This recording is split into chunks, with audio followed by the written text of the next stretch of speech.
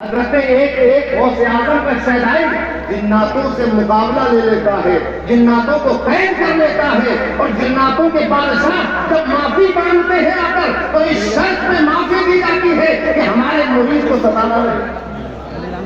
برکاتیوں، آج آصف کے چکر میں ہم در بدر مارے پھر رہے ہیں۔ کس مارحلہ میں ہو، اس مرحلہ میں ہو، کس بزرگ کے عرس میں آئے ہو، ابھی یہ بزرگ جوان نہیں ہوا ہے، ابھی یہ بڑا نہیں ہوا ہے، ابھی گود میں ہے۔ صاحب عرس قاسمی کو گھر کی ایک خادمہ اپنی گود میں لے کر پڑوس کے گھر میں چلی جاتی ہے، وہاں کی ایک عورت پر شیخ سدو سوار ہو گیا ہے، یہ کہتا ہوا بھاگ جاتا ہے کہ پیر برکات کے پوتے یہاں آ گئے ہیں، میرا گھر کا ممکن ہے۔ جناتوں اور آصف کو بھگانے کے لیے ان بزرگوں کو کچھ پڑھ کے چھو کرنے کی ضرورت نہیں ہے، ان کی نالین لے کر رکھ دو گھر میں، ان کے پیر تمہارے گھر تک چلے جائیں، آصف دور ہو جاتے۔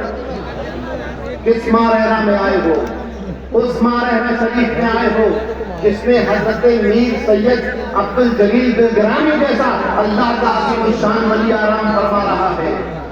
بلگرام کو ترک کیا، مارحلہ میں سکونت اختیار کی۔ آپ نے سنا ہوگا کہ لوگوں کی قسمت بدل جاتی ہے، مگر آج سنتے چلو ایک قصبے کی قسمت بدلنے والی ہے۔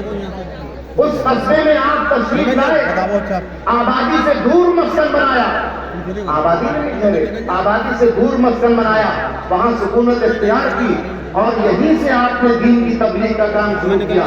میر عبد الجلیل بلگرامی رضی اللہ تعالیٰ عنہ جو ہمارے صاحب عرس قاسمی کے بھی جد اعلیٰ ہیں، میاں صاحب کے بھی جد اعلیٰ ہیں، حضرت صاحب کے بھی جد اعلیٰ ہیں، صاحب البرکات کے بھی جد اعلیٰ ہیں، آپ کے دادا ہیں۔ آپ کو سکونت اختیار کی تو کہتے نہ جا کر کہ ہم اس مارحلہ سے آئے ہیں جس مارحلہ میں آرام کرنے فرمانے والا صوفی انسان تو انسان جناتوں کے دلوں پر بھی حکومت کرتا ہے۔ وہ مارحلہ ہے، اس عظیم بستی میں آئے ہوئے ہو۔ ہم اپنی قسمت پر جتنا رش کرے کم ہے کہ ہم اس اللہ والوں کی بستی میں آئے ہیں کہ جس بستی کو ہندوستان میں بغداد ثانی کہا جائے تو غلط نہ ہو۔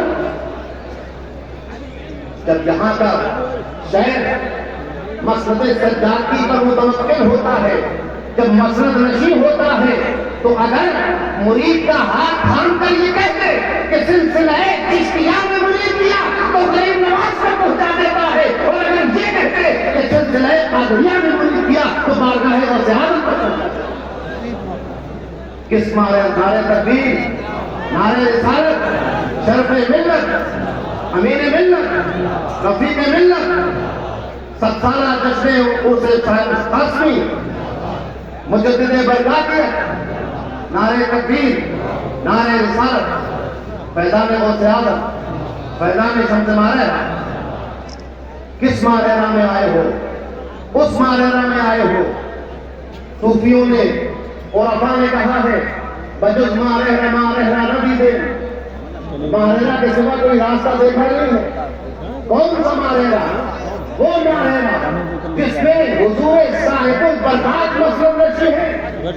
کون صاحب البرکات؟ آپ نام لیتے ہیں گزر جاتے ہیں، شعر پڑھتے ہیں گزر جاتے ہیں، فاتحہ پڑھتے ہیں گزر جاتے ہیں، کبھی اس مزار مقدس کے سامنے کھڑے ہو کر آنکھیں بند کرو اور چلے جاؤ 2.5-3 صدی پہلے اور سوچو کہ جس وقت حضرت صاحب البرکات اپنے دادا حضرت میر عبد الجلیل بلگرامی کے محل میں، ان کے گھر میں نماز اور عبادت میں مصروف تھے، اس وقت اس پڑوس میں جو قبیلہ آباد تھا وہ قبیلہ حضور سے بہت شرارت کیا کرتا تھا۔ حضور کو اس کا وہاں رہنا بھی پسند نہیں تھا، مگر پڑوسی ہونے کے ناطے آپ معاف فرما دیا کرتے تھے، مگر وہ قبیلہ آپ کی شرارت سے باہر نہیں آیا۔